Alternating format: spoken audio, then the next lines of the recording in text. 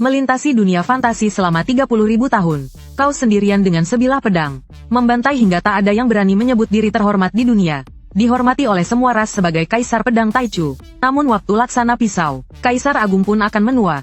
Energi dan darahmu telah mengering. Tubuh Kaisarmu retak, agar musuh tidak menghina jasadmu setelah kau mati.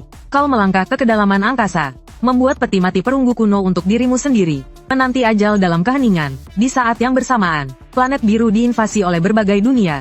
Dewa dan iblis turun. Peradaban manusia diambang kehancuran. Saat orang tuamu yang sudah tua melarikan diri bersama para pengungsi, mereka tak sengaja menghubungimu lewat ponsel lama yang selalu mereka simpan.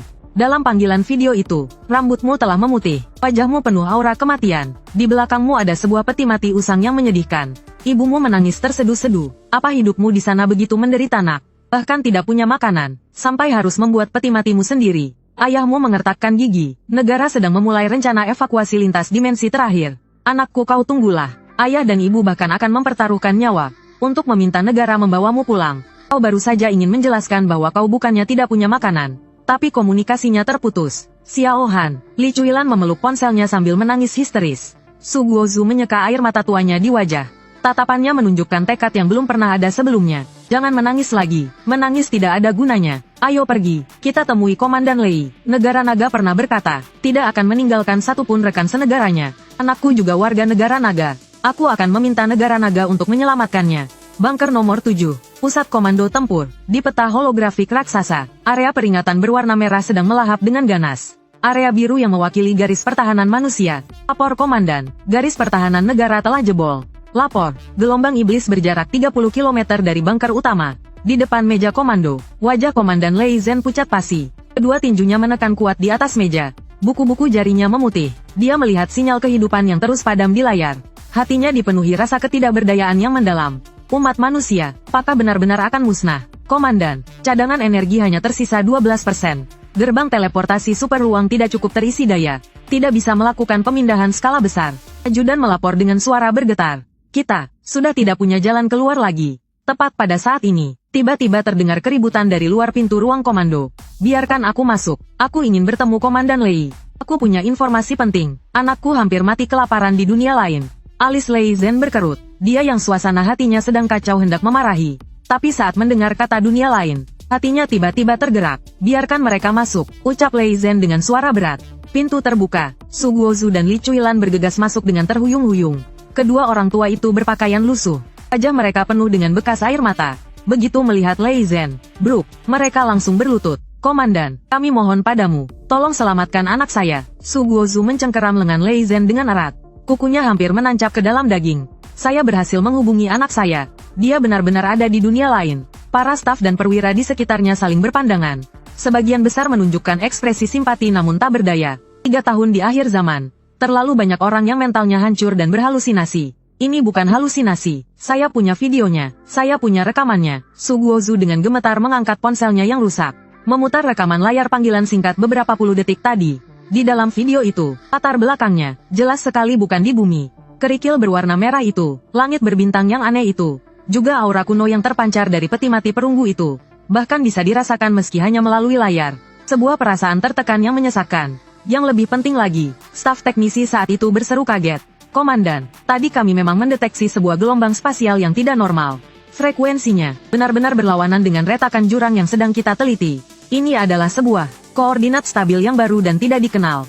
Lei Zhen sontak mengangkat kepalanya, menatap tajam ke arah Su Guozu. Ini panggilan yang barusan. Benar, baru saja tadi. Su Guozu berteriak sambil menangis. Komandan, coba Anda lihat, anak saya di sana menderita sekali. Pakaiannya sampai robek-robek begitu. Sudah tidak kelihatan seperti manusia lagi. Masih harus menyeret peti mati sendirian.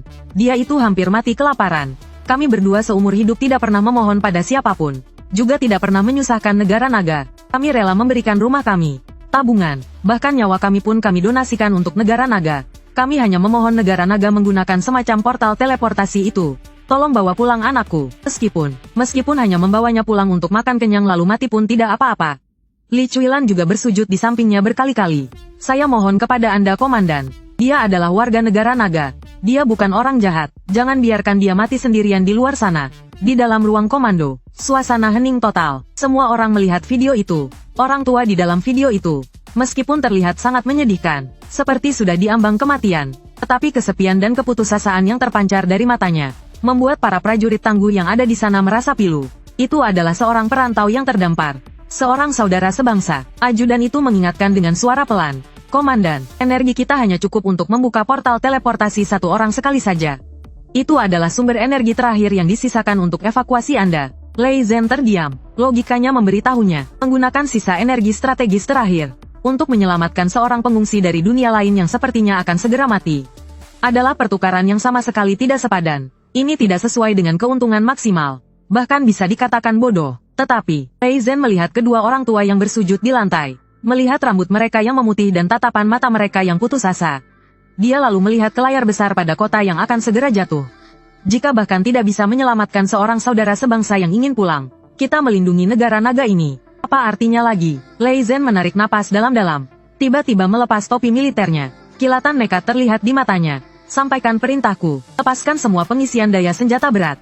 Batalkan rencana evakuasi komandan. Aktifkan teleporter ruang waktu dengan kekuatan penuh.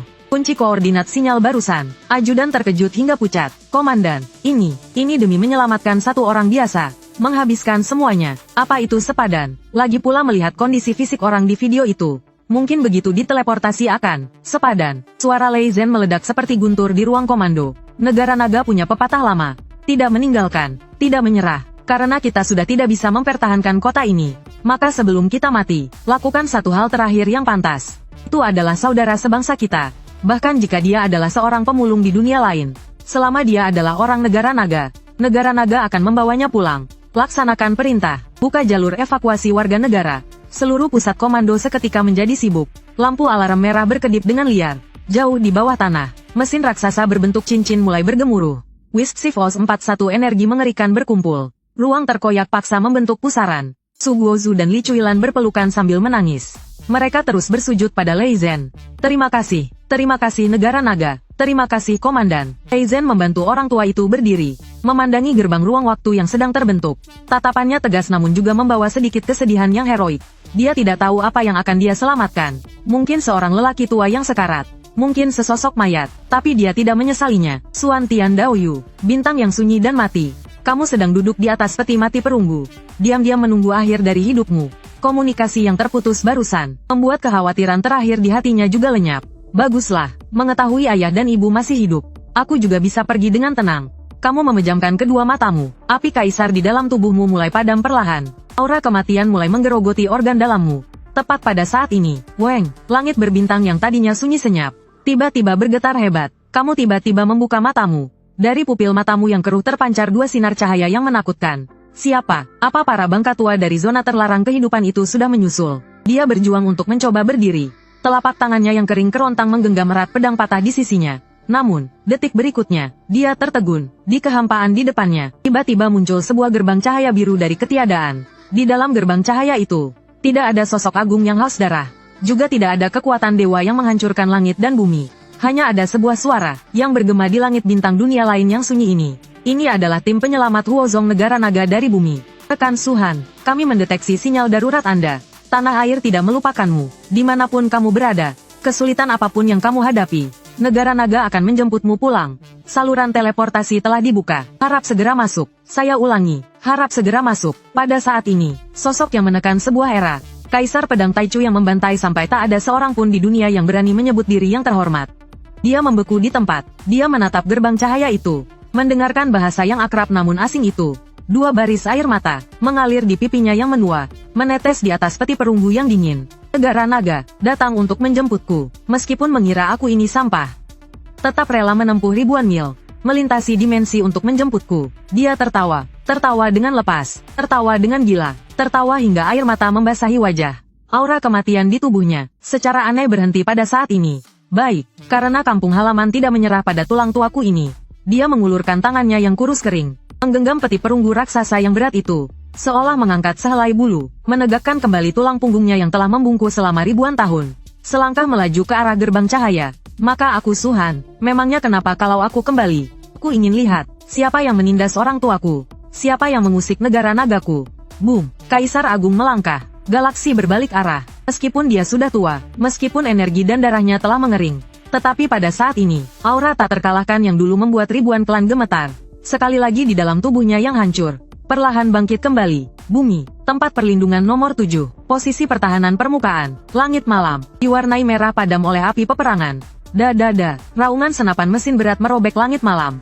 Peluru penjejak menyabet seperti cambuk api. Di atas gelombang yang bergejolak dalam kegelapan, itu adalah puluhan ribu anjing iblis jurang. Kulit mereka sekeras besi, taring mereka tajam, tanpa lelah menyerang garis pertahanan terakhir manusia. Udara dipenuhi asap mesiu, daging hangus dan bau darah yang memuakkan. Berapa lama lagi perisai energi bisa bertahan? Di garis depan posisi, Komandan Pasukan Khusus Wanggang meraung. Laras senapan serbu di tangannya sudah memerah karena tembakan. Salah satu matanya terluka oleh pecahan peluru. Darah segar menutupi separuh wajahnya. Terlihat ganas dan penuh tekad. Dari earphone terdengar teriakan teknisi dengan nada menangis.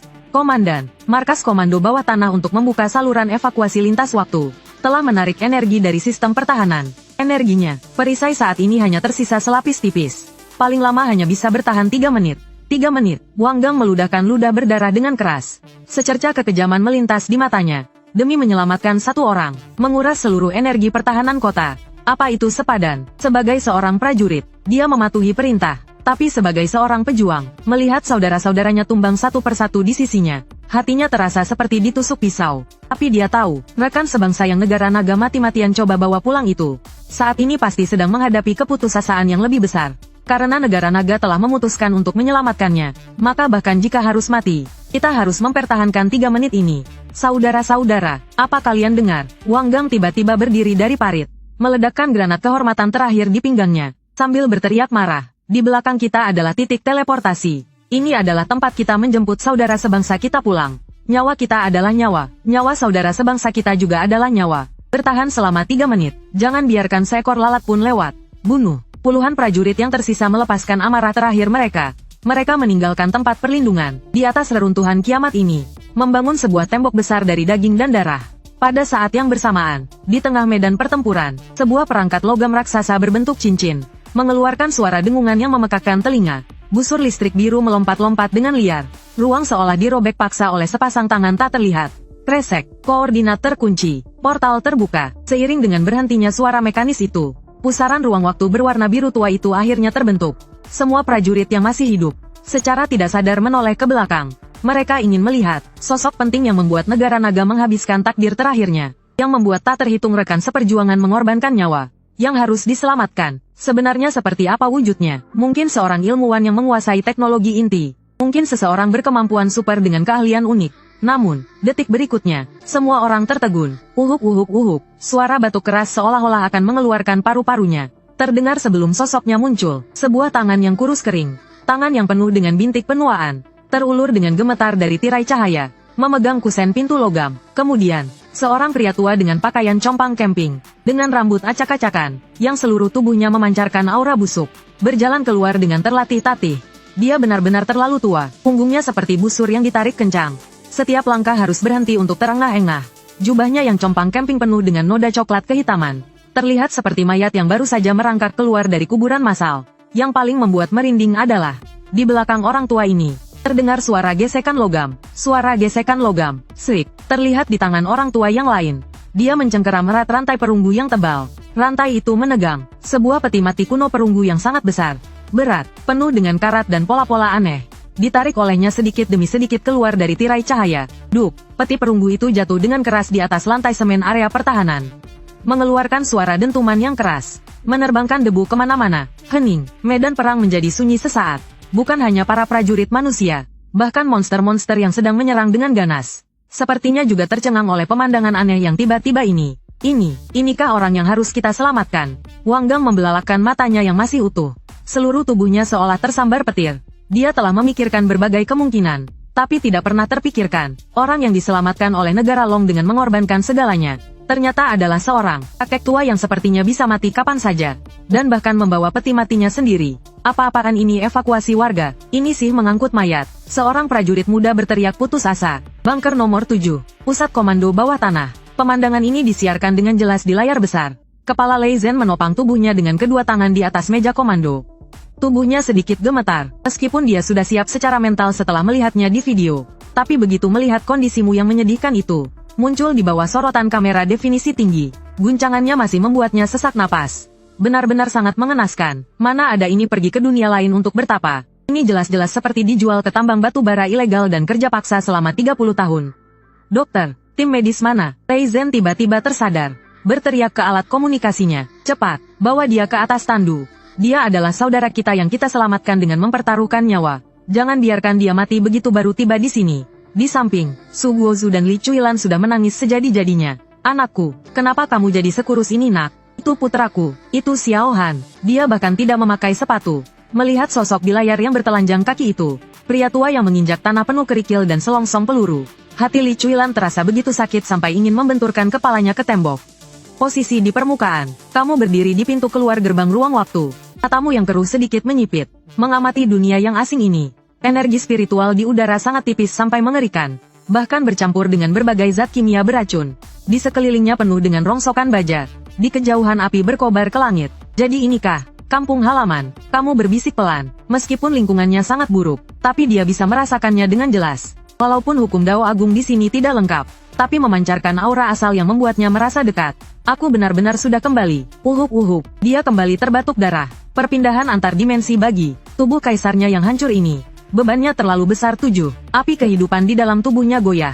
Seolah akan padam kapan saja. Pak tua, cepat tiarap. Tiba-tiba, sebuah teriakan marah penuh cemas membuyarkan lamunanmu. Kau mengangkat kepala. Terlihat seorang pria kekar yang wajahnya berlumuran darah. Berlari ke arahmu seperti orang gila. Dan di belakang pria kekar itu, seekor makhluk bertubuh sangat besar. Seekor anjing iblis raksasa yang seluruh tubuhnya berbulu hitam. Sambil membuka mulutnya yang menganga lebar, menerobos garis pertahanan dari samping, langsung menerkam ke arah lehermu. Kecepatan anjing iblis itu luar biasa cepat, menebarkan bau amis yang memuakkan. Di mata manusia bumi, ini adalah malaikat maut yang mematikan. Tapi di matamu, ini, kan hanya seekor anjing liar yang tak beradab. Alismu sedikit mengernyit, tanpa sadar kau ingin mengangkat jarimu, untuk melenyapkan semut yang tak tahu diri ini. Namun, sebelum kau sempat bergerak, awas, pria kekar itu nekat menerjang ke depan, melindungimu di bawah tubuhnya, menjadikan punggungnya sebagai tameng dari cakar tajam anjing iblis itu. Cakar tajam merobek rompi anti peluru.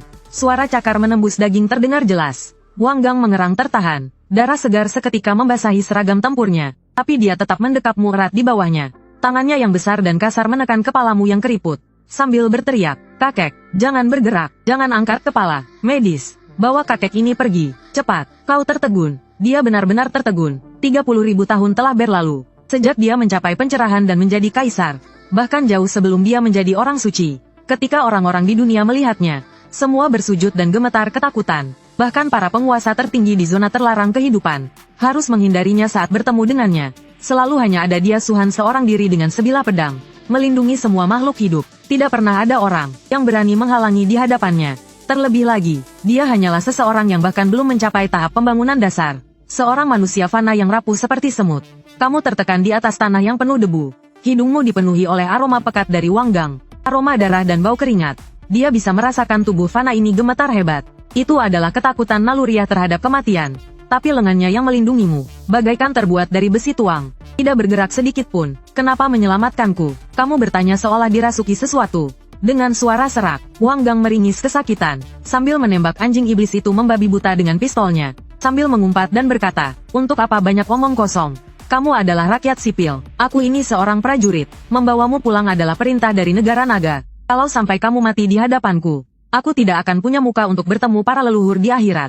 Kamu adalah rakyat sipil, aku adalah prajurit. Dua kalimat yang sangat sederhana, namun bagaikan sambaran petir, menghantam keras hati Daomu yang telah lama kering dan membeku karena waktu. Tatapan matamu berubah, sepasang mata yang keruh itu. Tua, di dalam mata yang telah melihat semua perubahan di dunia fana. Di dalam mata yang penuh perubahan itu, api yang telah lama padam kembali menyala di dalam hati. Itu adalah rasa haru, dan terlebih lagi, kemarahan. Bagus, sungguh prajurit yang hebat, sungguh negara naga yang hebat. Kau dengan lembut mendorong Wang Gang yang menindihnya. Gerakannya terlihat lembut, namun mengandung kekuatan lembut yang tak tertahankan. Langsung membuat pria kekar seberat 100 kg itu terdorong dengan stabil hingga lebih dari 3 meter jauhnya. Kakek, apa yang kau lakukan? Apa kau sudah gila? Wang Gang sangat terkejut, ingin mengulurkan tangan untuk menariknya. Detik berikutnya, seluruh tubuhnya membeku kaku, karena dia melihat, kakek tua yang tadinya terlihat seperti bisa dirobohkan oleh hembusan angin, saat ini perlahan-lahan berdiri tegak. Meskipun pakaiannya masih compang camping, tapi dari tubuh kakek tua ini, tiba-tiba memancarkan aura yang membuat langit dan bumi bergetar ketakutan. Kau tidak menghiraukan teriakan kaget Wang Gang. Dia hanya perlahan mengangkat kepalanya, menatap anjing iblis yang bersiap untuk menerkam lagi. Aku adalah Kaisar Agung ras manusia, menekan dunia selama 30.000 tahun. Pulang ke kampung halaman di usia senja, malah dianggap sebagai makanan oleh sekelompok binatang buas. Kau tersenyum. Dalam senyuman itu, membawa hawa dingin dan kekuasaan yang tak terbatas. Uhuk-uhuk, tadinya aku ingin menghemat sedikit tenaga, dan menunggu kematian dengan tenang. Tapi karena sudah menerima kebaikan dari anak ini, setidaknya aku harus memberikan sedikit hadiah perkenalan. Tepat pada saat ini, sebuah raungan yang mengguncang langit dan bumi terdengar dari belakang gelombang iblis jurang maut. Para monster iblis yang tadinya menyerang dengan ganas semua mundur. Tiarap di tanah, gemetar ketakutan, tanah bergetar hebat, sosok setinggi 10 meter, seluruh tubuhnya tertutup sisik hitam. Makhluk mengerikan yang memegang kapak tulang raksasa, melangkah dengan cepat melewati garis pertahanan. Itu adalah Jenderal Iblis Abis. Keberadaan mengerikan yang setara dengan Esper manusia tingkat 5, juga merupakan penguasa di wilayah ini. Barusan ia merasakan fluktuasi gerbang ruang dan waktu. Secara naluriah merasakan ancaman, jadi ia turun tangan sendiri. Semut, mati. Jenderal Iblis itu mengeluarkan raungan yang sulit dimengerti. Kapak tulang raksasa yang bisa membelah tank itu, dengan aura yang menghancurkan langit dan bumi, menebas ke arahmu dan Wang Gang di depan gerbang ruang dan waktu. Angin kencang menderu, rasa tertekan yang membuat sesak napas. Tamatlah sudah. Wang Gang menutup matanya dengan putus asa. Di dalam ruang komando, Jenderal Lei Zhen dengan kesakitan memukul meja. Tidak tega melihat lagi. Su Guozu dan Li Chuilan bahkan langsung pingsan. Ini bukanlah kekuatan yang bisa dilawan oleh manusia. Namun, tepat saat kapak raksasa itu hanya berjarak 3 inci dari atas kepalamu. Tidak ada darah dan daging berhamburan seperti yang dibayangkan. Seluruh dunia, seolah tombol jeda ditekan pada saat ini. Kamu masih berdiri di sana, dengan satu tangan di belakang punggung. Bahkan kelopak matamu tidak berkedut sedikit pun. Dia hanya dengan lembut, membuka bibirnya yang kering dan pecah-pecah. Menghadap kapak raksasa yang menghancurkan itu. Menghadap Jenderal Iblis yang sombong itu. Menghadap pasukan iblis yang memenuhi pegunungan dan dataran. Dengan lembut, batuk sekali. Uhuk, suara ini sangat pelan. Tapi begitu suara ini terdengar, langit dan bumi berubah warna. Riak transparan yang terlihat dengan mata telanjang, berpusat padamu, menyebar seketika dalam bentuk lingkaran. Itulah kekuatan Kaisar. Meskipun hanya sisa-sisa kekuatan Kaisar di usia senjanya, bahkan tidak sampai 1/100 juta dari kekuatan puncakmu. Tapi, itu adalah tingkatan kekuatan sejati. Adalah penghancuran oleh hukum alam. Kapak tulang raksasa itu begitu bersentuhan dengan riaknya, langsung berubah menjadi debu yang paling halus. Lenyap di udara. Buk, suara yang teredam. Tubuh raksasa setinggi 10 meter itu, beserta baju zirah sisiknya yang tak bisa dihancurkan, seketika meledak menjadi kabut darah. Tak ada satupun tulang utuh yang tersisa. Namun, ini baru permulaan. Riak itu masih terus menyebar, melewati gerombolan anjing iblis di depan, melewati pasukan monster iblis di belakang, terus menyebar hingga ke ujung pandangan. Kemanapun ia lewat, tak ada rumput yang tumbuh. Ribuan monster iblis lenyap tanpa suara. 3 detik kemudian, angin berhenti. Medan perang yang tadinya riuh dan brutal, kini begitu sunyi hingga suara jarum jatuh pun terdengar. Di tengah medan perang, pria tua itu masih berdiri diam di sana. Dia mengeluarkan sapu tangan yang usang, menutupi mulutnya. Dengan sedikit rasa bersalah dia melihat ke sampingnya. Wang Gang yang sudah membatu seperti patung. Uhuk-uhuk, maaf ya, anak muda, tadi tenggorokanku agak gatal. Aku tidak tahan. Anu, bagaimana dengan anjing hitam besar itu? Dia tidak membuatmu takut kan? Wang Gang secara mekanis memutar lehernya yang kaku. Pandangannya kosong menyapu ke depan. Di sana tadinya dipenuhi puluhan ribu monster. Gelap gulita, tapi sekarang, sejauh mata memandang, hanya tersisa sepetak tanah kosong yang rata secara aneh. Bahkan setetes darah pun tidak tersisa. Black, entah siapa, di parit yang sunyi senyap menelan ludah dengan keras. Kapten, suara wakil komandan yang gemetar terdengar dari belakang. Dengan kengerian seolah melihat hantu. Instrumen pendeteksi kehidupan menunjukkan, dalam radius 3 km, reaksi monster menjadi 0. Dua kata ini seperti palu godam, menghantam keras hati semua orang. Wang Gang tiba-tiba tersentak kaget. Akhirnya tersadar kembali. Dia perlahan berbalik, melihat lelaki tua bungkuk di sampingnya. Kau masih berdiri di sana. Tanganmu memegang sapu tangan usang itu. Dengan lembut menyeka sedikit darah hitam yang keluar dari sudut bibirmu.